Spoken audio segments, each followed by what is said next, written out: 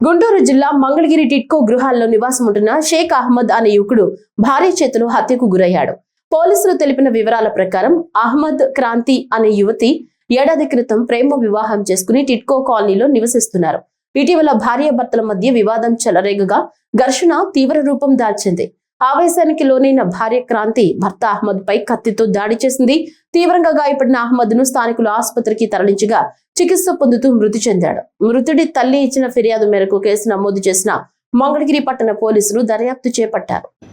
ఈరోజు మంగళగిరిలో షేక్ మహాబీ అనే ఒక లేడీ పోలీస్ స్టేషన్ పెదవట్టుపూడి గ్రామం నుంచి రావడం జరిగింది. వాళ్ళ కొడుకు చనిపోయాడనే ఫిర్యాదు మేరకు పోలీస్ స్టేషన్లో ఒక రిపోర్ట్ ఇవ్వడం జరిగింది. ఈ రిపోర్ట్లో సారాంశం ఏంటంటే, వీళ్ళ కొడుకు ఏసీ మెకానిక్గా పనిచేస్తాడు. ఇతను షేక్ అహ్మద్. ఇతను ఒక 6 months బ్యాక్ క్రాంతి అనే లేడీని లవ్ మ్యారేజ్ చేసుకుని టిట్కో ఇళ్లలో 4th floorలో ఉంటుంటాడు. వీళ్ళిద్దరు భార్యాభర్తల గొడవల కారణంగా ఈరోజు మధ్యాహ్నం 2 గంటలకు ఇద్దరు గొడవ పడ్డారు. ఆ గొడవలో భాగంగా భార్య కత్తి తీసుకుని భర్త అయినటువంటి వాళ్ళ షేక్ అహ్మద్ను కత్తితో పొడవడం జరిగింది.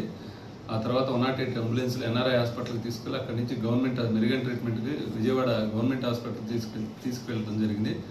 ట్రీట్మెంట్లో భాగంగా అతను చనిపోవడం జరిగింది.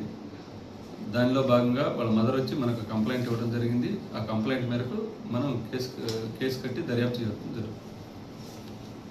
ఇద్దరు కలిసి కొన్నాళ్ళు ఉన్నారు. తర్వాత ఇష్టపడి ఇద్దరు మ్యారేజ్ చేసుకోవడం కూడా జరిగింది.